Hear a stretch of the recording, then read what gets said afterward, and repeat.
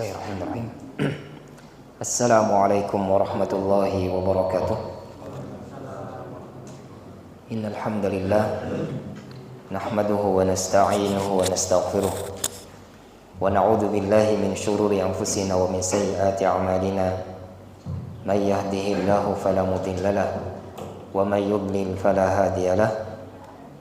Asyhadu an la ilaha illallah wahdahu la syarika lahu wa asyhadu anna Muhammadan abduhu wa rasuluh.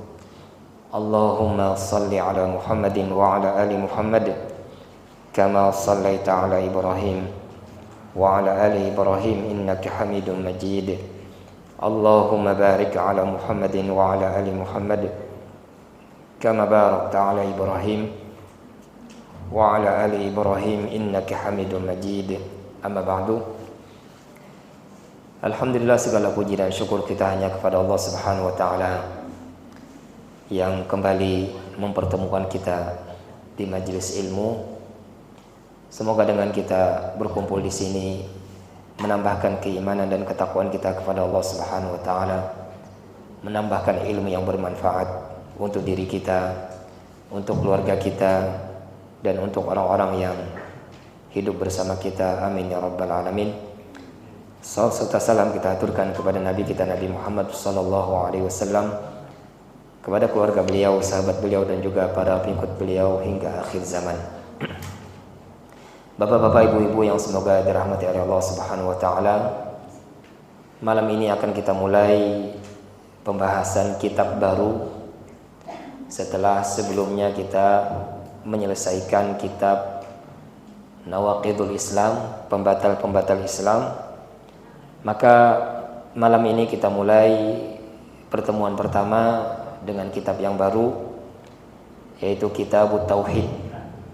Kitab mempelajari tentang tauhid, dan kita ambil syarahnya dari apa yang ditulis oleh Ustadz kita, Ustadz Firanda hafizahullah ya. Kita akan bacakan terlebih dahulu pengantar dari beliau ya. Alhamdulillahi wassalatu wassalamu ala rasulihil amin wa ala alihi wa sahbihi ajma'in, amma ba'du. Kata beliau di sini, tidak diragukan bahwasanya tauhid adalah landasan bagi setiap amal. Amal sebesar dan sehebat apapun, jika tidak dibangun di atas tauhid, maka akan sia-sia dan sirna ya. Apa yang beliau katakan ini sungguh benar ya. Dan tauhid adalah syarat diterima sebuah amalan ya. Jadi tanpa tauhid tidak mungkin ya, seindah apapun, sebagus apapun, sebanyak apapun kita mengamalkan sebuah ibadah, semuanya akan sia-sia ya. Habaan mansura, seperti debu yang berterbangan ya. Jadi disinilah pentingnya kita mengkaji tauhid ya. Karena termasuk syarat amal kita diterima, kita beramal dilandasi dengan tauhid ya. Di atas mentauhidkan Allah Subhanahu wa taala ya. Makanya wajib pertama yang wajib dipelajari adalah tauhid ya. Sia-sia seketika seseorang mempelajari tata cara ibadah, dia sudah beribadah dengan benar, namun ternyata tauhidnya belum benar ya. Sehingga amalnya sia-sia, tidak diterima oleh Allah Subhanahu wa taala. Namun kenyataan yang menyedihkan yang kita rasakan di negeri kita, bahwasanya masih banyak saudara kita yang belum paham tentang tauhid, meskipun lisan mereka mengucapkan kalimat tauhid la ilaha illallah. Buktinya banyak praktek-praktek kesyirikan di tanah air kita masih merajalela. Dukun masih bertebaran, dan banyak sekali jumlahnya. Bahkan hampir setiap kota, bahkan hampir setiap kelurahan ada dukun, baik dukun asli maupun dukun palsu ya.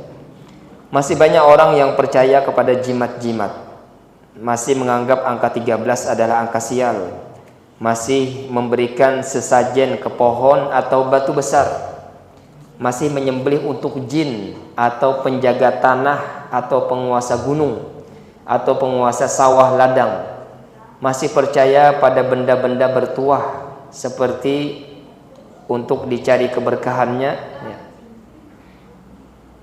seperti keris dan batu akik, ya. Ini banyak, ya, di daerah kita, ya. Hampir setiap daerah yang kita bacakan tadi hampir ada semua, ya. Ada dukunnya, ya. Ada yang bahkan sebenarnya dukun tapi berpenampilan seperti penampilan ulama, ya. Dan memakai jimat-jimatan, ya. Bahkan terkadang jimat dianggap bagian dari agama, ya. Karena memang sebagian pesantren, ya, itu mengajarkan muridnya membuat jimat, ya. Biasanya di tanggal 1 Muharram, ya. Ada sebagian pesantren di tanggal 1 Muharram itu libur dan santrinya disuruh membuat jimat, ya. Jadi banyak amalannya, ya. Di antara jimat yang ditulis, ya, mereka menulis bismillah, mimnya harus bolong, ya. Nah, kalau ada spidol, ada spidol.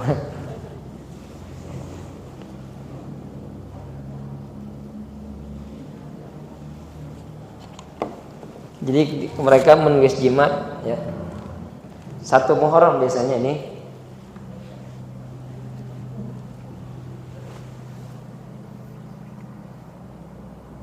Bismillah Ar-Rahman, mimnya juga harus bolong. Ar-Rahim. Jadi syaratnya mimnya harus bolong seperti ini, ya. Dan itu ditulis kalau tidak salah 100 lebih, entah 117 atau berapa, ulun lupa, ya.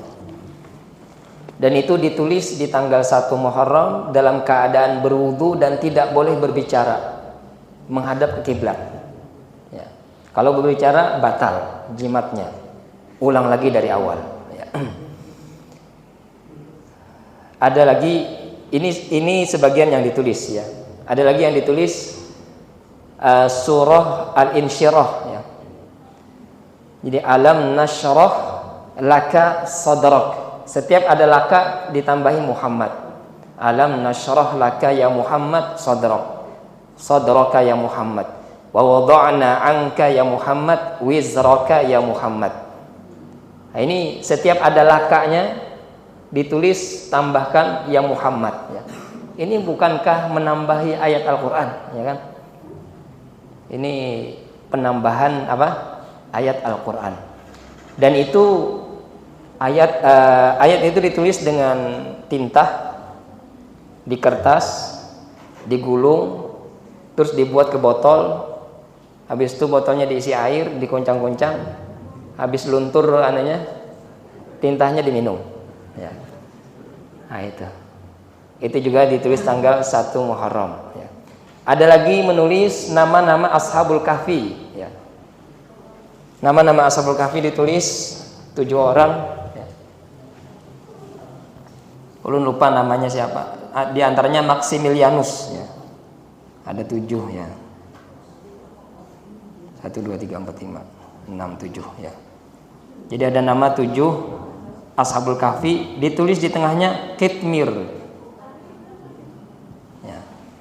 Dan Kitmir itu diyakini nama anjing Ashabul Kahfi, ya. Nah, ini dibikin di tanggal 1 juga. Itu digulung, disimpan. Kalau ada kebakaran, lemparkan, maka apinya akan padam. Nah, itu keyakinan. Ini di mana? Penulisan jimat di pesantren. Nah, ini bukankah artinya apa? Menjadikan jimat bagian dari agama, ya. Padahal jelas sekali jimat dilarang dalam agama kita. Tapi dijadikan apa? Bagian dari, seakan-akan diperintahkan, ya. dalam agama kita. Ya. Jadi ini ada, ya. Ini ada. Ya.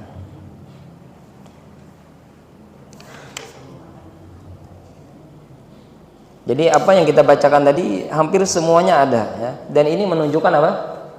Jauhnya masih sebagian kaum muslimin dari ajaran tauhid, ya. Maka penting kita menyebarkan ajaran tauhid yang benar, ya. Menjaga minimal keluarga kita, ya. Minimal anak cucu kita tahu tauhid yang benar itu seperti apa. Jangan sampai dia karena melihat kebanyakan orang mengerjakan ini, dia juga ikut-ikutan, ya.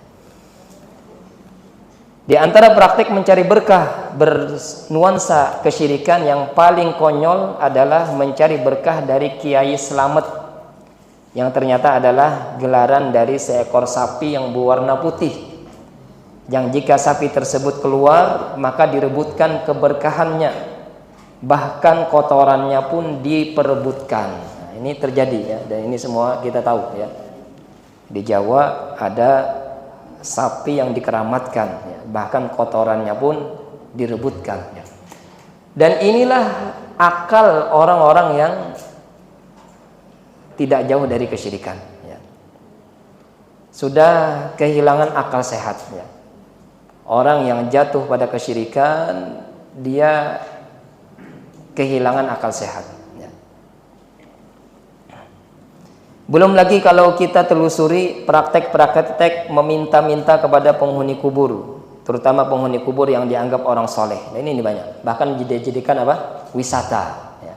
Sekarang semakin ramai, ya, wisata religi. Ternyata kemana? Ke Datu Kabul. Kondisi di tanah air kita semakin memburuk tatkala muncul sebagian dai yang berusaha memperlaris kesyirikan, semakin menganjurkan kepada masyarakat untuk meminta-minta yang mereka namakan dengan beristighosah, ya. Jadi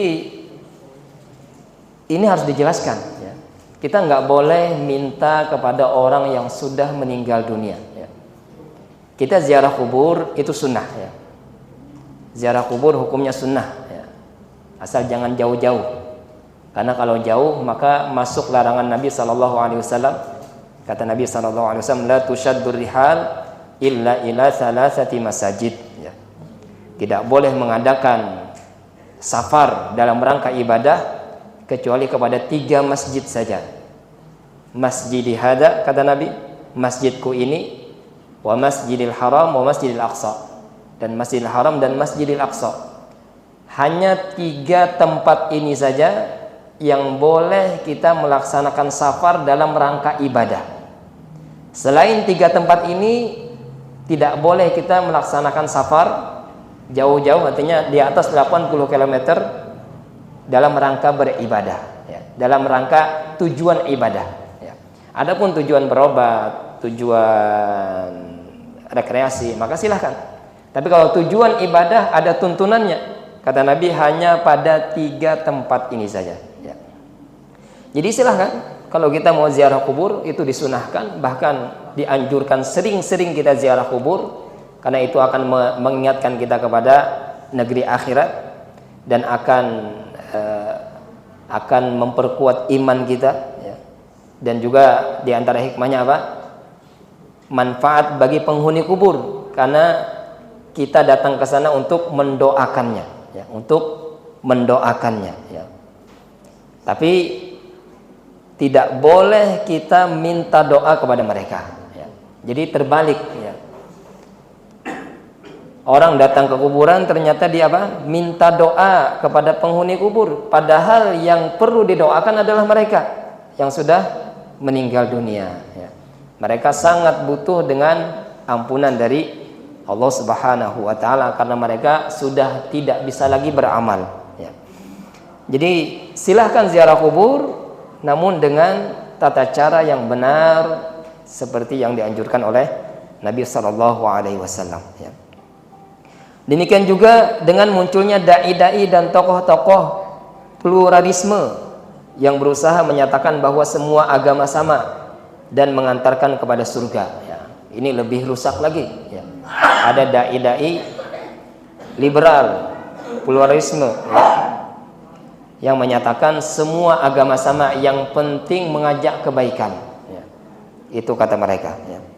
Mereka hendak menyamakan antara agama tauhid, yaitu agama Islam yang menyuruh kepada penyembahan terhadap Allah semata, dengan agama kesyirikan seperti Nasrani yang menyuruh kepada penyembahan terhadap manusia, yaitu Nabi Isa, dan Hindu yang menyuruh kepada penyembahan terhadap 3 dewa, ya. Jadi mereka ingin menyatukan semua agama, ya. Kata mereka semua agama itu benar, semua agama memiliki surga dan neraka. Kalau kita orang Islam, kita orang soleh, kita masuk surganya orang Islam. Tapi kalau orang Islam yang tidak soleh, yang maksiat, masuk nerakanya orang Islam. Orang Nasrani juga, kata mereka, ada punya surga dan neraka. Orang-orang Nasrani yang soleh, dia masuk surga orang-orang Nasrani, ya. Orang Nasrani yang maksiat, dia masuk nerakanya orang-orang Nasrani. Itu yang mereka katakan, ya. Padahal kata Allah Subhanahu wa taala, inna dina indallahil Islam, ya. Sesungguhnya agama yang diakui di sisi Allah Subhanahu wa taala hanya Islam. Wa may yabtaghi ghairal islami dina fala yuqbala minhu. Siapa yang mencari agama selain Islam, maka tidak akan diterima darinya, ya. Begitu juga agama Hindu, agama yang bukan agama samawi, ya. Disamakan juga oleh mereka, yang mana Hindu ini menyembah 3 dewa, ya. Dewa Brahma yang mereka anggap sebagai pencipta, Dewa Wisnu yang mereka anggap sebagai pemelihara, dan Dewa Siwa yang mereka anggap sebagai penghancur, ya. Oleh karenanya penanaman akidah secara umum, terutama tauhid, yang kurang di tanah air kita, maka pemikiran-pemikiran yang aneh dan menyimpang mudah untuk disambut dan diterima oleh sebagian saudara-saudara kita, ya. Di tanah air kita sampai terjadi berulang-ulang, ya. Ada yang mengaku sebagai nabi akhir zaman, ya. Dan ini sangat aneh. Tapi yang lebih aneh lagi adalah ternyata ada juga masyarakat yang mempercayai dan mengikutinya, ya. Padahal ini ilmu dasar sekali, ya. Anak kecil pun tahu kalau Nabi kita, Nabi Muhammad SAW itu Nabi yang terakhir, ya. Tapi karena jauh dari tauhid, ya, orang ngaku Nabi, ada aja pengikutnya, ya. Ternyata ada aja yang pengikutnya, ya. Demikian juga ada yang mengaku sebagai Nabi Isa yang turun dari langit, dan ada juga yang mengaku sebagai Al-Imam Al-Mahdi, ya. Bahkan ada yang mengaku, ya, dulu mengaku malaikat Jibril, ya. Hal ini seluruhnya semakin menekankan bahwa mempelajari perkara tauhid atau akidah secara umum adalah perkara yang sangat penting di negeri kita. Adapun pernyataan sebagian orang yang meremehkan dakwah tauhid, yang menganggap bahwa pembahasan mengenai tauhid adalah pembahasan kuno dan kurang relevan dengan kondisi sekarang, maka tentu ini adalah pernyataan yang keliru dan berbahaya, yang tentunya keluar dari orang-orang yang tidak paham tentang makna tauhid dan makna tauhid yang sesungguhnya, ya. Dan ini bahaya, ya. Orang-orang yang meremehkan tauhid, ya, menjauhkan orang lain untuk mengkaji tauhid, ini berbahaya, ya. Semakin seseorang itu jauh dari tauhid, maka semakin dekat dia dengan kesyirikan, ya. Semakin dia tidak paham dengan tauhid, maka semakin mengkhawatirkan dia terjerumus dalam kesyirikan, ya. Dan ini antara keselamatan dan kesengsaraan di akhirat, ya. Perkara tauhid dan kesyirikan ini perkara antara keselamatan dan kesengsaraan yang ada di akhirat, ya. Tauhid sebagaimana hakikatnya disalahpahami oleh sebagian orang, bukan sekedar mengenal dan mengerti bahwa pencipta alam semesta ini adalah Allah, bukan sekedar mengetahui bukti-bukti rasional tentang kebenaran wujud, keberadaan Allah dan wahdaniyahnya, ya, keesaannya, dan bukan pula sekedar mengenal asma dan sifatnya. Kaum musyrikin jahiliyah kuno yang dihadapi oleh Rasulullah SAW juga meyakini bahwa Tuhan sebagai pencipta, ya, Allah sebagai pencipta, pengatur, pemelihara, dan penguasa alam semesta ini adalah Allah, ya. Demikian juga kaum Nasrani dan Yahudi juga percaya bahwa yang menciptakan alam semesta adalah Allah, bukan Isa atau Uzair. Namun kepercayaan dan keyakinan mereka itu belumlah menjadikan mereka sebagai makhluk yang berpredikat muslim, yang mentauhidkan Allah Subhanahu wa taala. Mereka masih dicap oleh Allah dengan predikat musyrik. Kenapa? Karena mereka menyerahkan peribadatan mereka tidak murni hanya untuk Allah Subhanahu wa taala, ya. Jadi memang, ya, sebagian kaum muslimin mereka membatasi, ya, atau terpikir oleh mereka tauhid itu hanya mengakui Allah sebagai Tuhan, pencipta, ya, pengatur alam, pemberi rezeki, ya, tentang rububiyah saja, ya. Dan ini banyak, ya. Di antara kaum muslimin banyak yang memahami tauhid hanya sebatas itu saja, sehingga ketika kita jelaskan, ya, perbuatan ini tidak benar, ya, ini sudah beribadah kepada selain Allah, ya, kita katakan ini sebuah kesyirikan. Kata dia apa? Enggak, ini bukan kesyirikan. Kami masih yakin Allah sebagai pencipta. Kami masih yakin Allah yang melindungi. Kami masih yakin Allah yang memberikan rezeki. Kami melakukan ini hanya sebagai syarat, hanya sebagai sebab, ya. Apalah yang mereka katakannya sebagai alasan, ya. Kita katakan perbuatan ini adalah ibadah. Ketika ibadah ini diperuntukkan selain Allah, maka jatuh pada kesyirikan dengan keyakinan apapun, ya. Keyakinan engkau terhadap Allah Subhanahu wa taala, ya. Contohnya adalah menyembelih, ya. Ketika seseorang menyembelih misalnya untuk penghuni laut, walaupun dia mengakui yang melindungi para nelayan adalah Allah, yang memberikan rezeki para nelayan adalah Allah, ya. Yang menurunkan bala dan musibah dan mengangkat bala musibah adalah Allah, yang menyelamatkan nelayan adalah Allah, ya. Walaupun dengan keyakinan itu, kalau penyembelihan ternyata diperuntukkan untuk penghuni laut, maka ini adalah sebuah kesyirikan, ya. Karena menyembelih itu adalah ibadah, ya. Dan ibadah tidak boleh diperuntukkan untuk selain Allah Subhanahu wa taala, ya. Qul inna salati wa nusuki wa mahyaya wa mamati lillahi rabbil alamin, ya. Katakanlah sesungguhnya nusukku, ya, ibadah haji dan umrah. Qul inna salati, sesungguhnya salatku, wa nusuki, ya. Nusuk ini sesembelihan, ya. Nusuk ini apa? Sesembelihan, ya. Fasholli li rabbika wanhar, ya. Maka salatlah untuk Rabbmu, wanhar, dan menyembelihlah juga untuk Tuhanmu. Sebagaimana kita salat tidak boleh untuk selain Allah, maka menyembelih juga tidak boleh untuk selain Allah Subhanahu wa taala. Maka buku yang di hadapan pembaca ini mempunyai arti penting dan berharga sekali untuk mengetahui hakikat tauhid dan kemudian menjadikannya sebagai pegangan hidup. Buku ini ditulis oleh seorang ulama yang giat dan tekun dalam kegiatan dakwah Islamiyah.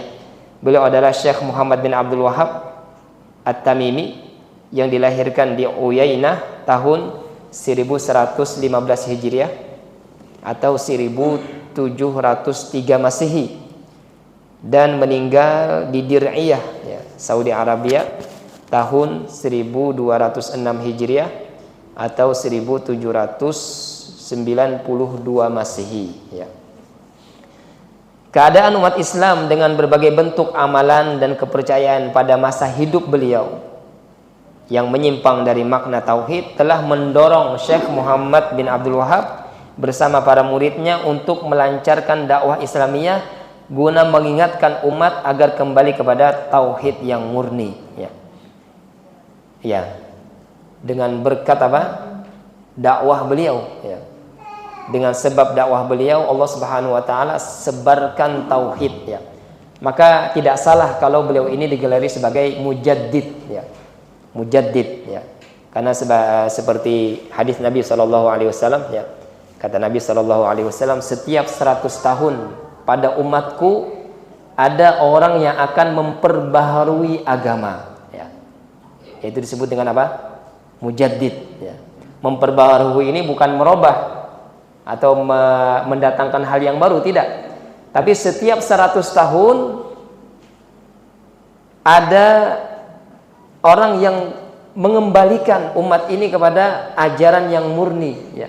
Karena sudah lama ajaran ini ditinggalkan, sudah lama sunnah ini ditinggalkan, sehingga orang tidak kenal lagi sunnah Nabi, sehingga orang tidak kenal lagi yang namanya tauhid yang murni, ibadah yang murni, ya. Maka setiap 100 tahun Allah Subhanahu wa taala pilih dari umat ini untuk ada orang yang memperbaharui agama, yang mengembalikan umat ini kepada ajaran yang murni seperti sebelumnya, ya.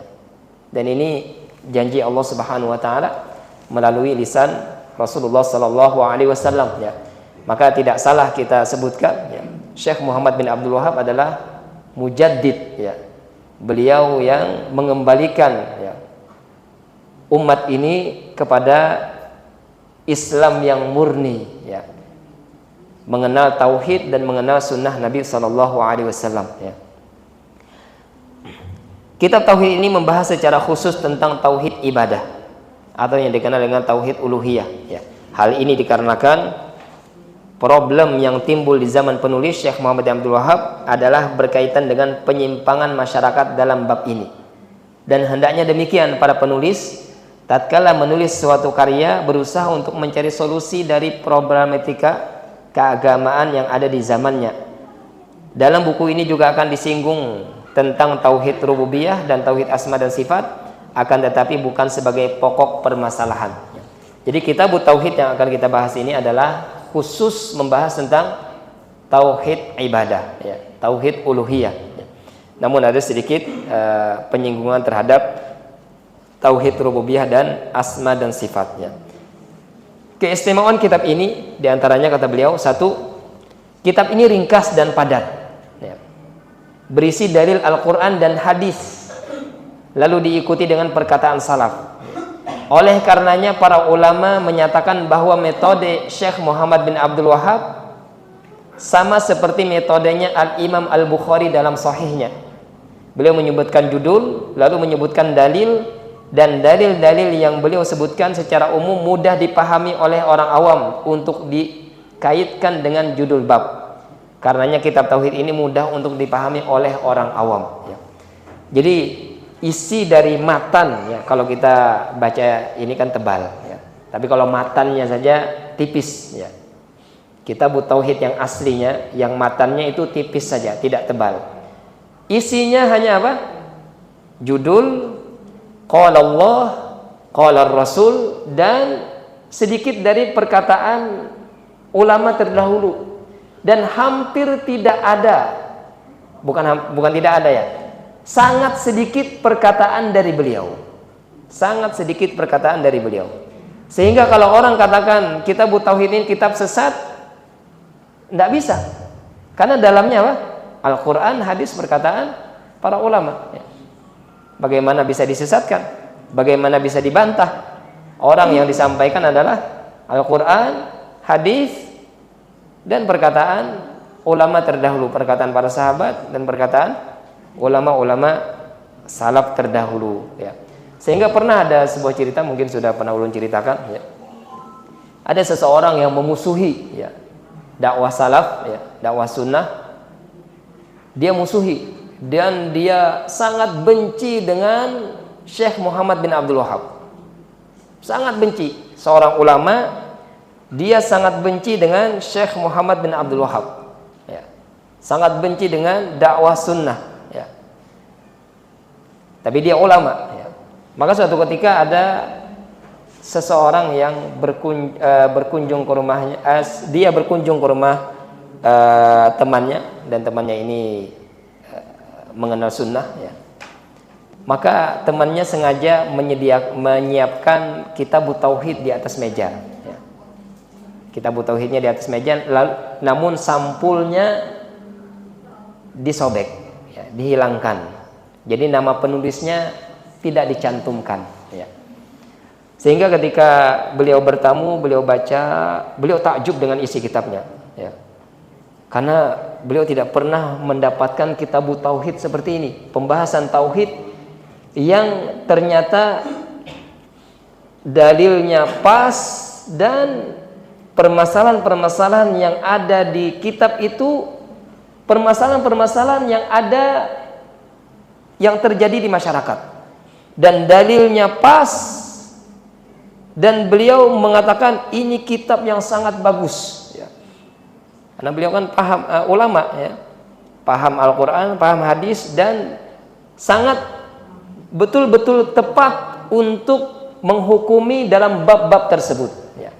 Maka beliau sangat takjub dengan kitab tersebut. Lalu beliau tanya, ya, siapa penulisnya, ya. Lalu dikatakanlah penulisnya adalah Syekh Muhammad bin Abdul Wahhab. Maka seketika itu beliau bertaubat dan sangat menyesal karena selama ini apa? Mencaci Syekh Muhammad bin Abdul Wahhab. Beliau baru tahu ternyata apa? Dakwah yang didakwahkan oleh Syekh Muhammad bin Abdul Wahhab adalah dakwah tauhid yang murni, ya, yang sesuai dengan Al-Quran dan hadis Nabi SAW. Adapun fitnah-fitnah yang beliau dengar dari luar, ternyata itu semuanya tidak benar, ya. Maka beliau menyesal, beliau bertaubat, dan beliau berhenti untuk mencela. Bahkan beliau lebih banyak mendoakan Syekh Muhammad bin Abdul Wahhab setelah itu, ya. Jadi orang yang mencela, ya, dakwah sunnah, apalagi mencela Syekh Muhammad bin Abdul Wahhab, mereka biasanya apa? Tidak tahu tentang Syekh Muhammad bin Abdul Wahhab, ya. Mereka biasanya dengar dari orang bahwanya Syekh Muhammad bin Abdul Wahhab ini seperti ini, ya. Ini biasanya yang terjadi, ya. Kalau kita kaji kitabnya, ya, semua kitabnya dicetak, ya, dan diterjemahkan, ya. Silahkan kalau kita baca, kita pelajari, cari kesalahannya, ternyata tidak ada, ya. Fitnah-fitnah yang ada ternyata tidak ada, ya. Maka penting kita apa? Betul-betul mempelajari dari sumbernya, ya. Jangan kita menelan, ya, apa yang kita dengar dari orang lain, ya. Kedua, kata beliau, kitab ini menjelaskan secara detail tentang permasalahan-permasalahan tauhid uluhiyah, tauhid ibadah, dan macam-macam kesyirikan, baik syirik besar ataupun syirik kecil, ya. Jadi sangat detail, ya. Apa yang beliau sampaikan ini bab tentang tatayur, bab tentang perkataan masya Allah wa syi'ta, ya, tentang ucapan, ya, yaitu masuk apa? Pada syirik kecil. Bab tentang jimat, ya. Ini ada di dalam kitab tauhid, ya. Dan dengan sebab inilah maka sebagian ulama menyatakan bahwa kitab tauhid yang ditulis oleh Syekh Muhammad bin Abdul Wahhab adalah kitab yang terbaik. Hal ini dikarenakan para ulama terdahulu sebelum beliau mungkin tidak menghadapi model-model kesyirikan yang ditulis oleh beliau. Karenanya tulisan beliau tentang perincian jenis-jenis kesyirikan tidak sedetail. Ada yang salah. Karenanya tulisan mereka, ya, tentang perincian jenis-jenis kesyirikan tidak sedetail apa yang ditulis oleh Syekh Muhammad bin Abdul Wahhab, ya. Jadi penulisan tentang kerincian kesyirikan, ya, kerincian kesyirikan, syirik kecil, syirik besar, ini dimulai oleh Syekh Muhammad bin Abdul Wahhab, ya. Karena beliau melihat kondisi umat, ya, yang beliau lihat, ya, yang terjadi di negeri beliau, maka beliau berusaha untuk menjelaskan apa yang diyakini oleh manusia ketika itu. Beliau jelaskan itu adalah sebuah kesyirikan, dalilnya ini, hadisnya ini, perkataan ulama seperti ini, ya. Dan itu tidak kita temukan pada ulama-ulama sebelumnya, ya, yang membahas rinci bagian-bagian dari kesyirikan, ya. Adapun pembahasan tauhid asma dan sifat secara detail maka telah ditulis oleh ulama-ulama sebelum beliau, ya. Karenanya Syekh Muhammad bin Abdul Wahhab menulis kitab-kitab berdasarkan kebutuhan masyarakat di zaman beliau. Tentu ini berbeda dengan sebagian orang yang memang hobi menulis, ya, hobi menulis. menulis apa saja yang ilmiah dengan orang yang menulis berdasarkan kebutuhan masyarakat dan dakwah, ya. Kitab inilah yang ketiga, kitab inilah yang bisa menjelaskan dengan tepat siapa hakikat Syekh Muhammad bin Abdul Wahab yang dituduh sebagai pendiri dakwah Wahabiyah, ya. Kitab inilah yang bisa menjelaskan apa itu hakikat Wahabi, karena kebanyakan orang menuduh dakwah Wahabi dengan tuduhan yang tidak-tidak, sementara mereka tidak pernah membaca kitab-kitab karya Syekh Muhammad bin Abdul Wahab, ya. Jadi kalau mau mengetahui dakwah beliau, ya harus dikaji kitab-kitab yang beliau tulis, ya. Barulah kita tahu bagaimana pemikiran beliau, bagaimana dakwah beliau, ya. Tidak seperti apa yang difitnahkan di atas namakan kepada beliau, ya. Kita memasuki kitab, ya. Insya Allah kita akan bahas sedikit dari dalil yang pertama ini, ya. Kitab Tauhid, ya. Syarahnya yang ditulis oleh beliau sini. Judul Kitab Tauhid menunjukkan, jadi kitab beliau ini namanya Kitab Tauhid, ya. Kitab yang ditulis oleh Syekh Muhammad bin Abdul Wahab namanya apa? Kitab Tauhid, ya. Ini menunjukkan bahwa tujuan dari penulisan kitab ini bahwasanya dari awal hingga akhir adalah berkaitan dengan tauhid uluhiyah. Penjelasan tentang definisinya, syarat-syaratnya, keutamaannya, dalil-dalilnya, buahnya, konsekuensinya, dan penyempurnaannya. Demikian juga pembahasan tentang lawannya, yaitu kesyirikan dengan berbagai macamnya, ya. Nah, itu maksud dari apa? Tauhid, dan itu yang akan kita bahas, ya. Di sini beliau Ustadz Firanda, ya, memulai dengan pembagian tauhid, ya. Asal tauhid tidak boleh dibagi asalnya, ya. Tauhid itu menjadi kesatuan, ya. Karena rububiyah Allah dan uluhiyahnya serta asma wa sifat adalah satu kesatuan yang tidak terpisah-pisah, ya. Jadi asalnya tauhid itu satu, ya. Tidak boleh dipisah-pisah, ya. Tidak boleh tauhid rububiyah saya bertauhid rububiyah saja, ya, tauhid yang lain tidak usah. Enggak. Asalnya tauhid itu satu. Kalau cacat satu maka cacat semua, ya. Akan tetapi makhluk, ya, kaum musyrikinlah yang pertama kali membagi tauhid, ya. Dahulu setelah diutusnya Nabi Adam, ya, tauhid dipahami oleh manusia secara terakumulasi tanpa ada pembagian, hingga akhirnya setelah 10 kurun, ya, 10 abad muncullah kesyirikan. Kesyirikan inilah yang merupakan bentuk pemecahan tauhid, karena mereka mentauhidkan Allah pada sebagian sisi dan membatalkan tauhid pada sisi yang lain. Allah Ta'ala berfirman, wa ma yu'minu aktsaruhum billah illa wa hum musyrikun, ya. Tidaklah kebanyakan mereka beriman kepada Allah melainkan dalam keadaan mereka menyekutukan Allah Subhanahu wa Ta'ala. Jadi yang pertama kali membagi tauhid ternyata orang-orang musyrik, ya, yang mereka hanya bertauhid pada satu sisi dan tidak bertauhid pada sisi yang lain, ya. Mereka ketika ditanya man khalaqas samawati wal arda, siapa yang menciptakan langit dan bumi, mereka katakan Allah, ya. Tapi ternyata ketika mereka berdoa kepada Allah, berdoa juga kepada berhala. Ketika mereka beribadah kepada Allah, beribadah juga kepada berhala. Ketika mereka menyembelih kepada Allah, menyembelih juga untuk berhala, ya. Sehingga mereka memisahkan tauhid, ya. Tauhid rububiyah, iya, mereka yakini kami bertauhid, ya. Kami mengatakan Allah lah yang mencipta, Allah lah yang memberikan rezeki, Allah lah yang memberikan manfaat dan mudarat, ya. Itu mereka yakini, ya. Namun salahnya mereka apa? Pada tauhid uluhiyah, ya. Dan mereka menganggap itu bukan kesalahan, ya. Mereka menganggap apa? Itu sebuah keharusan, ya. Ketika mereka apa? Ketika mereka berdoa kepada berhala, beribadah kepada berhala, mereka menganggap itu bukan sebuah kesalahan. Mereka menganggap itu apa?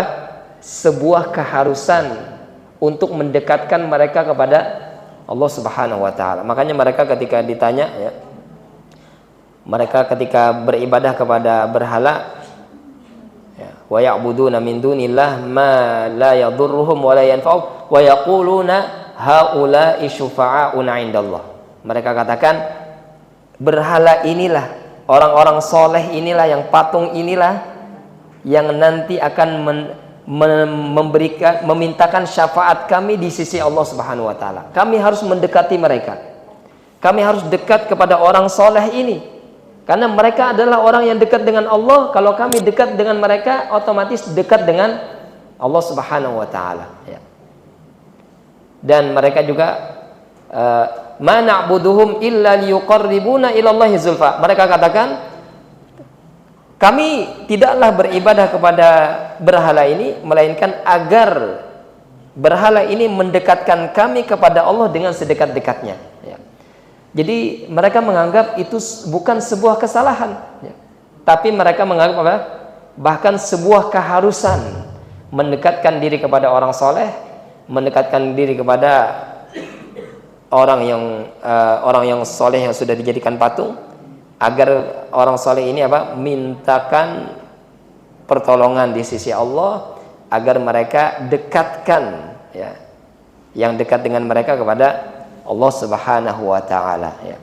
Jadi mereka bertauhid pada satu sisi dan melakukan kesyirikan pada sisi yang lain. Jadi kaum musyrikinlah yang telah memisah-misahkan tauhid, maka Allah pun menjelaskan keyakinan mereka yang salah ini ya. Jadi karena ada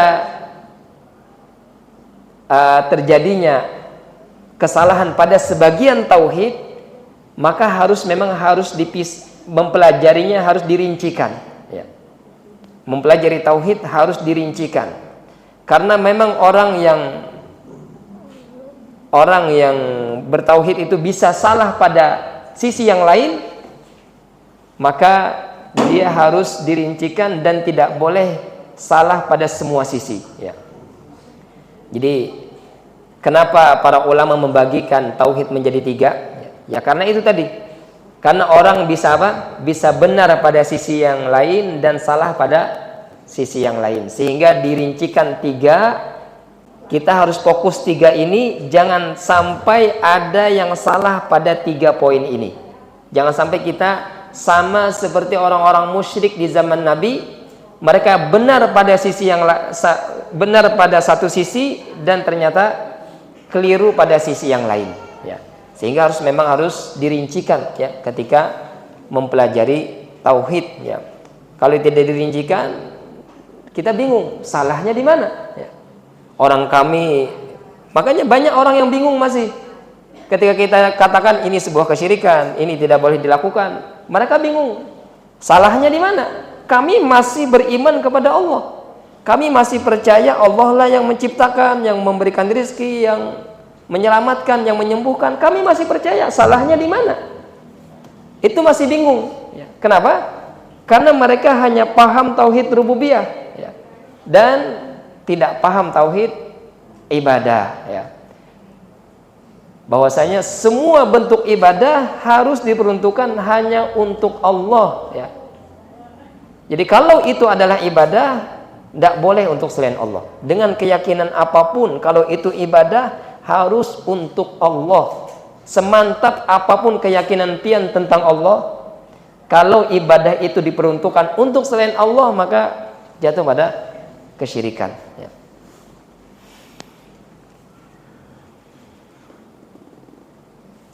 Ternyata keyakinan tauhid mereka yang disebut oleh Allah Subhanahu wa taala dengan iman adalah keyakinan mereka bahwa Allah Maha Pencipta, Maha Pemberi rezeki, merupakan itu semua adalah tauhid rububiyah.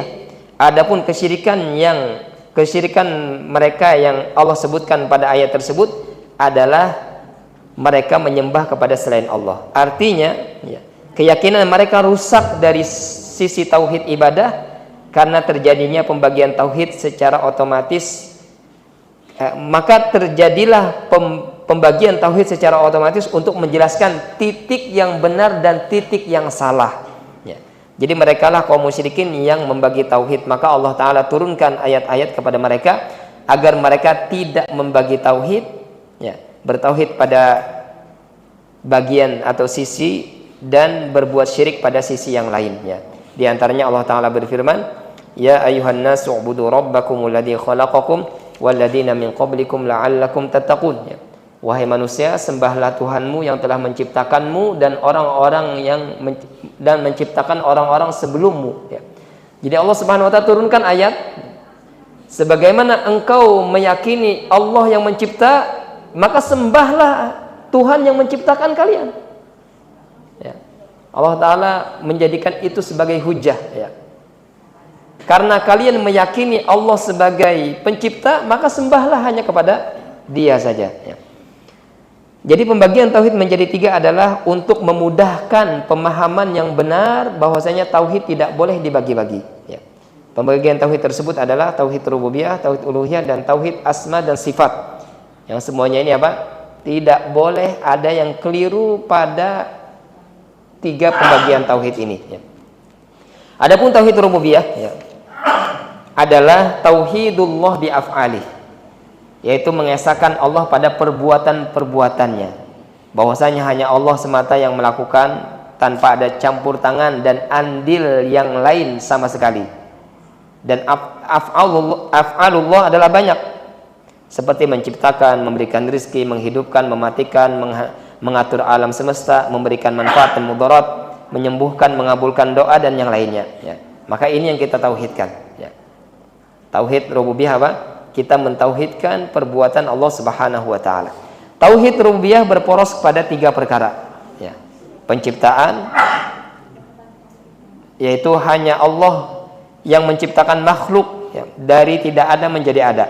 Yang kedua adalah al-mulku, kepemilikan, artinya karena Allah yang menciptakan, maka alam semesta ini dan beserta isinya hanya milik Allah Subhanahu wa Ta'ala. Yang ketiga adalah at-tadbir.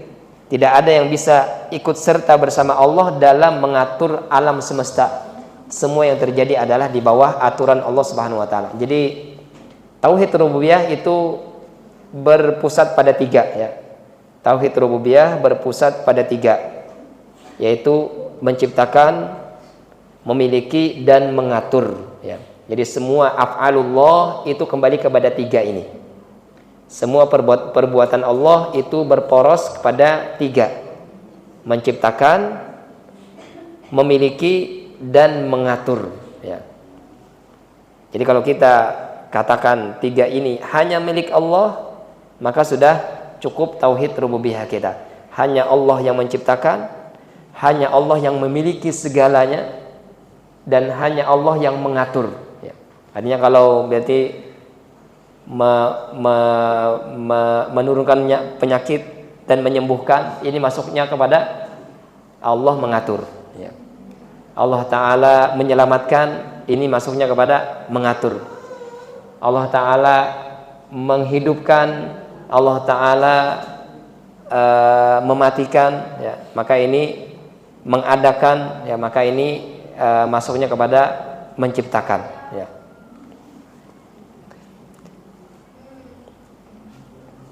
Adapun tauhid uluhiyah atau tauhid ilahiyah atau ibadah adalah mengesahkan Allah dalam peribadatan. Artinya hamba hanya boleh beribadah kepada Allah Subhanahu wa Ta'ala semata. Jika tauhid rububiyah berkaitan dengan af'alullah, perbuatan-perbuatan Allah, ya, seperti menciptakan, menghidupkan, mematikan, memberikan rezeki, dan lain-lain. Adapun tauhid uluhiyah maka berkaitan dengan af'alul ibad, ya, perbuatan hamba yang mencakup bentuk-bentuk ibadah seperti berdoa, bernazar, menyembelih, khauf, takut, raja, berharap, dan tawakal, dan lain-lain. Jadi tauhid rububiyah ini mentauhidkan Allah pada perbuatannya. Tauhid uluhiyah maka mentauhidkan ibadah yang kita lakukan. Ya, af'alul ibad, perbuatan hamba. Kita peruntukan ibadah yang kita lakukan hanya untuk Allah. Maka itu tauhid apa? Tauhid uluhiyah. Adapun tauhid asma dan sifat, yaitu seseorang hamba meyakini bahwasanya Allah Maha Esa dengan kesempurnaannya yang mutlak dari segala sisi, ya, sempurna dari segala sisi dalam nama-nama dan sifat-sifatnya yang agung. Tidak ada sesuatu yang serupa dengan Allah dari sisi nama dan sifatnya, meskipun bisa jadi nama dan sifatnya sama antara makhluk dengan Allah, tapi hakikatnya berbeda, ya. Jadi tauhid asma dan sifat apa? Meyakini Allah memiliki nama dan sifat yang mana nama dan sifat tersebut tidak sama dengan nama dan sifat-sifat makhluk, ya. Tidak sama dengan sifat-sifat yang ada pada makhluk pada hakikatnya, ya. Pada apa? Hakikatnya. Tauhid rububiyah dan tauhid asma dan sifat berkaitan dengan zat Allah Subhanahu wa taala yang harus diyakini bahwa Allah dalam rububiyahnya dan asma dan sifatnya, para hamba harus mengilmui dan meyakini hal tersebut, ya. Jadi tauhid, makanya para ulama membagi tauhid, ada yang membagi menjadi dua, ya. Tauhid ma'rifah dan tauhidul amal, ya. Tauhid ma'rifah ini tauhid dalam pengetahuan, yaitu ini berkaitan dengan tauhid rububiyah dan tauhid asma dan sifat. Ini apa? Berkaitan dengan pengetahuan kita, dengan keimanan kita. Ini tauhid ma'rifah namanya, tauhidul ilmi wal ma'rifah. Tauhid tentang ilmu, tauhid yang berkaitan dengan ilmu dan pengetahuan. Adapun tauhid yang kedua, ya, ada tauhidul amal, tauhid dalam perbuatan kita ketika berbuat ibadah hanya untuk Allah Subhanahu wa taala. Jadi sebagian ulama membagi tauhid menjadi tiga, tauhid rububiyah, uluhiyah dan asma dan sifat, dan sebagian para ulama membagi tauhid menjadi dua. Dan ini bukan hal yang bertentangan, ya. Karena tauhid rububiyah dan asma dan sifat itu dijadikan satu menjadi tauhidul ilmi dan ma'rifah, ya. Kita baca dalilnya, ya. Dalil pertama, ya, yang kita bahas pada malam hari ini insyaallah kita ringkaskan, ya.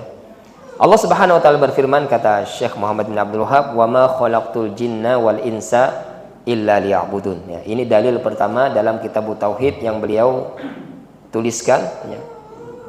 Kata beliau, Allah Subhanahu wa taala berfirman, "Wa ma khalaqtul jinna wal insa illa liya'budun."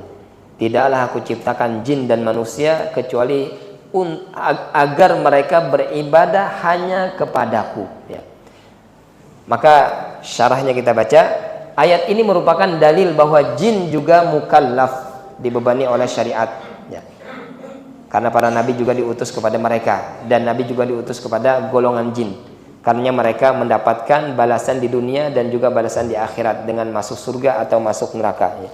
Jadi para nabi dan rasul itu juga diutus untuk menyampaikan agama ini kepada jin, ya, selain menyampaikan agama ini kepada manusia, ya. Sehingga jin dan manusia itu mukallaf, ya, dibebani syariat, ya. Kalau ada jin yang kafir maka dia masuk neraka, ya. Kalau ada jin yang Islam muslim maka mereka akan masuk surga, ya. Sama seperti manusia. Bahkan dikatakan, ya, kelompok Islam pada jin juga sama seperti manusia, ternyata terpecah belah, ya. Di sini disebutkan Ibnu Katsir meriwayatkan dengan sanad yang dari Al-A'mash rahimahullah, beliau pernah bertanya kepada jin, "Famar rafidhatu fikum?" Ya. Bagaimana dengan kelompok Rafidhah Syiah yang ada pada kalian wahai jin? Kata mereka, "Syarruna," itu kelompok yang paling buruk di antara kami. Ternyata jin juga ada yang Syiah, ya. Jadi sama seperti manusia, ya. Mereka berkelompok-kelompok, terpecah belah sama seperti manusia, ya. Yang kedua yang kita bisa ambil dari dalil ini adalah ibadah secara bahasa, ya, kembali kepada makna hina dan rendah dan ketundukan, ya. Namun secara definisi secara syariat ibadah itu apa? Yaitu yang disebutkan oleh Syekh Muhammad bin Abdul Wahhab, al-ibadatu hiya ismun jami'un likulli ma yuhibbuhullah wa yardah minal aqwal wal a'mal al-batinah wa dhahirah. Yaitu ibadah berarti suatu kata ibadah itu mencakup segala perkataan dan perbuatan baik lahir maupun batin yang dicintai dan diridhai oleh Allah Subhanahu wa taala. Maka itu apa? Itu namanya ibadah ya. Nah, kenapa beliau mendatangkan dalil ini pada muqaddimah kitab beliau ya. Sisi pendalian penulis dari ayat ini yaitu bahwa tujuan utama penciptaan jin dan manusia adalah untuk beribadah kepada Allah. Dan ibadah tentunya yang dimaksud adalah tauhid ya. Yaitu peribadatan hanya untuk Allah, karena tidak mungkin Allah memerintahkan untuk beribadah kepada selainnya. Karenanya Allah berdalil dengan rububiyahnya, yaitu Allah menciptakan mereka dan Allah memberikan rezeki kepada mereka. Ini sebagai isyarat bahwa jika mereka ternyata beribadah kepada selain Allah, maka sesungguhnya mereka telah terjerumus kepada kezaliman yang besar, karena Allah semata yang telah menciptakan mereka dan memberikan rezeki kepada mereka, dan Allah menciptakan mereka untuk semata beribadah kepadanya ya, untuk menjadi hamba Allah ya. Untuk apa? Menjadi hamba Allah, beribadah hanya kepadanya. Sungguh ayat ini menjelaskan tentang tujuan teragung dari penciptaan manusia dan jin ya. Allah tidak menyebutkan hewan pada ayat ini karenanya jika manusia dan jin tidak melakukan tujuan penciptaan ini, maka tidak ada bedanya antara mereka dengan hewan-hewan ya. Jadi Allah Ta'ala sebutkan hanya dua golongan. Saya tidak ciptakan jin dan manusia kecuali untuk beribadah hanya kepadaku. Allah Ta'ala tidak sebutkan hewan, kenapa? Karena mereka tidak mukallaf ya. Karena hewan-hewan apa? Tidak dibebani syariat. Jadi kalau manusia dia terbebas dari syariat, merasa tidak dibebani oleh syariat, maka sama dia apa dengan hewan ya. Tidak mau sholat, tidak mau ibadah ya. Ini tidak ada bedanya dengan hewan ya, yang tidak dibebani syariatnya. Bahkan mereka akan lebih parah dibandingkan hewan, karena hewan tidak dibebani dengan perintah dan pertanggungjawaban, sementara manusia dan jin akan bertanggung jawab di akhirat kelak. Karenanya orang kafir tatkala mereka melihat hewan-hewan ternak di akhirat diqisas, setelah itu menjadi tanah, maka tatkala itu orang kafir berkata, ya laitani kuntu turaba ya, alangkah baiknya sekiranya aku dahulu adalah tanah ya. Jadi nanti di akhirat ya, para hewan-hewan ini akan dikisos ya. Kata Nabi SAW, kambing yang di dunia, ketika di dunia kambing yang bertanduk ternyata menanduk kambing yang tidak punya tanduk, nanti kata Nabi SAW di akhirat, maka yang ditanduk ini akan Allah Ta'ala tumbuhkan tanduknya dan akan menanduk kambing yang menanduknya ketika di dunia.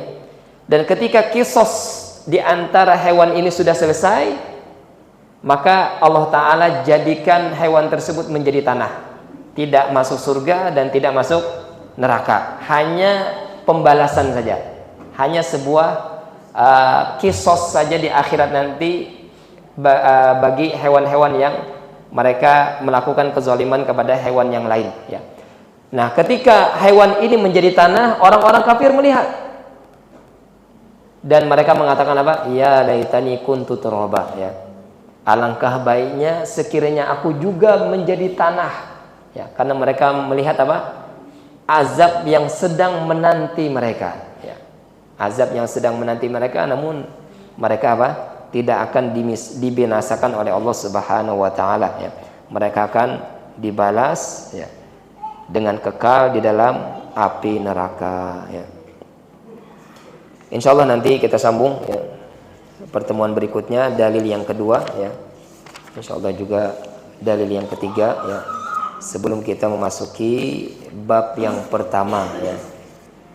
Insyaallah nanti pelan-pelan kita akan mengkaji kitab ini, dan kita insya Allah akan bacakan poin-poin yang penting ya. Misalnya yang ada yang tidak terlalu kita lewatkan ya. Kita hanya memilih-milih yang penting saja karena kitab ini tebal ya. Ini baru 1 jilid segini, ada 3 jilid ya. Ada 3 jilidnya. Insya Allah yang paling penting insya Allah kita akan sampaikan di sini insyaallah ya. Semoga apa yang kita bahas ya, apa yang kita pelajari menambah keimanan dan ketakwaan kita kepada Allah Subhanahu wa taala, menambah pemahaman yang kuat ya kita terhadap tauhid ya, sehingga kita bertambah takut kepada Allah Subhanahu wa taala, semakin jauh dari kesyirikan ya. Semoga Allah Subhanahu wa taala selalu memberikan kita istiqomah dalam kebaikan, istiqomah dalam memegang sunnah Nabi sallallahu alaihi wasallam. Semoga Allah Subhanahu wa taala wafatkan kita dalam beribadah kepadanya ya, dalam keadaan mentauhidkan Allah Subhanahu wa taala. Semoga Allah taala sebagaimana Allah taala kumpulkan kita di tempat ini, Allah taala juga nanti kumpulkan di surganya. Amin ya rabbal alamin. Salah khilaf mohon maaf. Subhanakallahumma bihamdika asyhadu an la ilaha illa anta astaghfiruka wa atubu ilaik. Assalamualaikum warahmatullahi wabarakatuh. Assalamualaikum, ada pertanyaan? Sih. Ya, coba. Lupa nggak ingat anu membuka pertanyaan. Ada pulang satu dulu tadi takmun dulu. Iya, nggak ada apa-apa ya. Iya. Ini ulun bertakun di samping rumah ulun tuh ada orang menyewakan rumah, Pak. Orang menyewakan rumah tuh kebetulan yang punya rumah ini Pak, dekat dengan rumahnya, rumah sewanya itu. Sedangkan yang punya rumah ini tahu di dalam rumah itu ada perbuatan yang seperti meramah orang, orang dari penyakit ini, kan juga yang tahu penyakitnya dia bisa menyembuhkan. Jadi kebetulan yang punya rumah ini Pak mau menegur. Nah, apa lebih baik ditagurkah? Apa baik diam aja kan? Mana yang baik ditagur atau diam? Nah itu yang mau tanyakan Pak itu. Kemudian bertakun baiknya ditagur. Sebaiknya ditagur, apalagi yang menagur pemilik rumahnya. Pemilik rumahnya. Itu lebih bagus lagi ya, karena dia yang berkuasa di situ ya. Kalau bisa diberikan ini apa peringatan. Kalau pian masih kayak itu ulun ampihi sewaan pian. Nah, bisa aja supaya menjaga lingkungan juga ya. Dan juga menyelamatkan masyarakat dan juga menyelamatkan sidin ya. Menyelamatkan penyihir ini agar sadar ya. Peramal ini agar dia sadar bahwasanya itu ya, kalau bisa didakwahi ya. Kalau bisa apa? Dijelaskan perbuatan itu tidak benar ya. Ini ramal-ramalan termasuk apa? Kesyirikan ya. Jelaskan kalau pian masih di sini dengan praktek itu, maka ulun tidak ridho, ulun sewaan ini apa? Kita selesaikan ya. Bagus itu ya. Harus ditegur memang ya. Nahi mungkar itu wajib ya. Kalau kita bisa nahi mungkar itu apa? Hukumnya wajib ya, semampu kita ya. Apalagi kita yang berkuasa di rumah tersebut ya. Itu lebih bagus ya, daripada diam akan membesarkan kerusakan yang ada ya. Nah, masyarakat datangan kan ke situ bertakun, jadinya bebanyak orangnya. Yang punya rumah itu diam aja, apakah itu bisa, apakah enggak Pak? Yang punya rumah Ditegur dulu ya. Kalau didiamkan bisa jadi dosa. Kalau ditegur menjadi permasalahan, jadi pertengkaran itu nanti. Dengan cara yang baik ya. Dengan cara yang baik tegur. Kalau ampun rumah yang menegur, insya Allah tunduk aja ya. Biasanya orang menyewa ini kada nyaman jadinya lah ampun rumah. Ini saya pindah seorang. Amunnya kada ketujuhnya pindah seorang. Kada sampai Bakalahi insyaallah. Ada lagi Bapak atau Ibu? Nggih. Waalaikumsalam warahmatullahi wabarakatuh. Semakin menambah semangat dalam Nggih. Nggih. yang ingin ditanyakan, apa yang Allah janjikan bagi orang-orang yang bertauhid. Terima kasih. Assalamualaikum warahmatullahi wabarakatuh. Iya. Yang paling Allah Ta'ala janjikan, dan ini keutamaan tauhid yang paling besar adalah ampunan Allah Subhanahu wa Ta'ala ya. Orang yang bertauhid dia berpeluang besar untuk mendapatkan ampunan Allah Subhanahu wa Ta'ala. Bahkan dikatakan oleh Nabi apa? Walaupun hamba ini bertemu dengan Allah ya, dengan sepenuh bumi kesalahan, tapi dia mentauhidkan Allah, maka Allah Ta'ala datang dengan sepenuh bumi keampunan ya. Dan ini kata Ustadz Firanda di dalam kitab ini ya, ini keutamaan yang paling besar yang diperoleh oleh orang yang bertauhid. Karena nanti untuk selamat di akhirat kuncinya apa? Diampuni dosa. Itu kuncinya. Kalau Allah Ta'ala ampuni dosa kita, sudah selesai, selamat ya. Pasti masuk surga dan selamat dari api neraka. Dan itu hanya didapat oleh orang-orang yang bertauhid ya. Hanya didapat oleh orang-orang yang bertauhid ya. Yaitu pengampunan dosa dari Allah Subhanahu wa Ta'ala dibuka seluas-luasnya bagi orang yang mentauhidkan Allah Subhanahu wa Ta'ala ya. Namun kita juga jangan tertipu dengan kesolehan kita yang mentang-mentang bertauhid lalu menggampangkan atau meremehkan dosa ya. Karena ada lagi dalil-dalil yang lain ya, yang bisa jadi apa? Allah Ta'ala tidak mengampuni dosa-dosa hambanya ya. Maka harus seimbang apa? Khauf dan roja ya. Ketika kita beribadah, kita mengharap pahala Allah, mengharap surganya, namun kita juga khawatir ibadah kita tidak diterima. Khawatir kalau akhir umur kita ternyata sebaliknya. Nauzubillah min dzalik ya. Jadi harus selalu apa? Khauf dan roja. Namun kalau ditanyakan keutamaan yang paling besar yaitu pengampunan Allah Subhanahu wa Ta'ala ya. Ada lagi? Oke, silakan.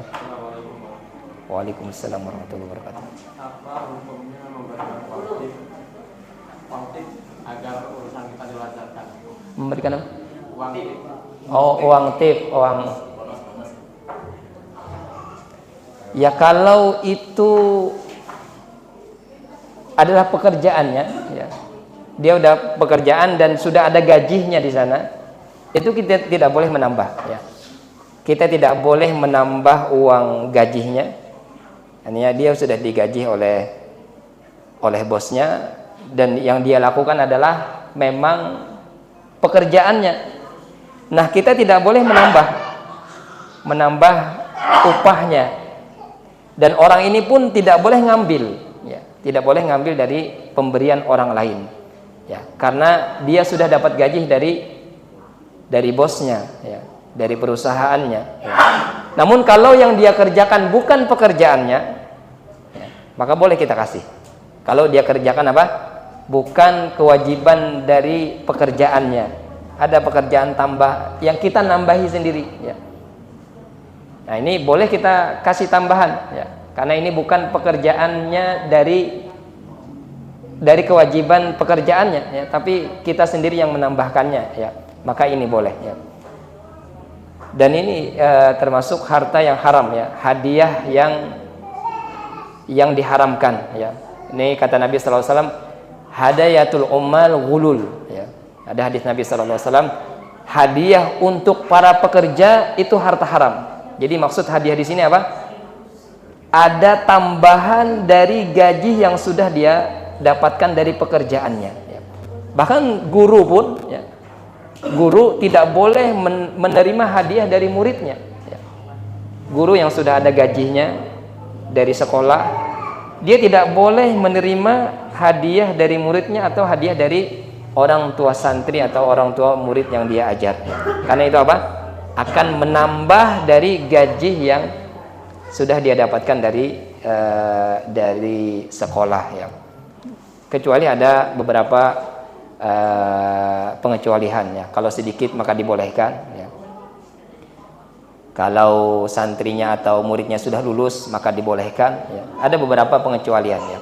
Intinya kalau dia mengerjakan pekerjaan itu kewajibannya, udah dia cukup dengan gaji yang ada, ya. Kita tidak boleh ngasih dan orangnya pun tidak boleh menerima, ya. Ini termasuk suap. Kalau memperlancar urusan kita berarti termasuk apa? Menyuap, ya. Dan kata Nabi SAW, ar-rasi wal murtashi finnar, ya. Orang yang menyuap dan orang yang disuap maka ancamannya apa? Neraka, naudzubillah. Dan memang kadang sebagian, ya, kita tidak bisa berlepas dari ini. Kadang sebagian, maka ada sebagian ulama mengecualikan, ya. Kalau hak kita memang dihalangi, ya. Kita punya hak di sana, tapi kita tidak bisa mendapatkan hak kita kecuali dengan memberi, ya. Maka ini sebagian ulama mengatakan ada yang membolehkannya. Kita terpaksa memberi karena untuk mengambil hak kita. Ya. Wallahu a'lam. Ya. Ada lagi pertanyaan terakhir? Oke, silakan terakhir. Tentang muamalah Ustaz. Inggris siap. Kan di kampung ada teknik makan sepuasnya tempat ulun. Itu harga semangkuk 20.000. Cuma kita suruh mengambil sendiri sepuasnya. Tapi kalau seumpama waktu kita mengambil itu ada yang terjatuh, kita dapat denda. Terus kalau kita ngambil banyak, terus makan nggak habis, kita ada dapat denda lagi juga, dapat denda. Nah, apakah boleh muamalah jual beli seperti itu, Ustaz? Begitu ya. Kalau makan sepuasnya boleh-boleh saja ya. Tapi kalau ada denda, wallahu a'lam. Coba nanti biar tanya ke Ustaz Haikal ya. Tanya ke Ustaz Haikal. Bolehkah seperti itu ya? Wallahu a'lam. Kalau makan sepuasnya dengan harga 20.000, makan sepuasnya silakan ambil, kada apa itu. Ya, insyaallah kada apa. Ya. Itu ada tantangannya kalau kita ngambil sampai terjatuh. Hati-hati. Coba tanya Ustaz Haikal. Ustaz Haikal ada di jadwal sini, Pak. Oke. Mungkin ada pertanyaan terakhir? Tidak ada ya? Ya, kita cukupkan. Subhanakallah. Assalamualaikum warahmatullahi wabarakatuh.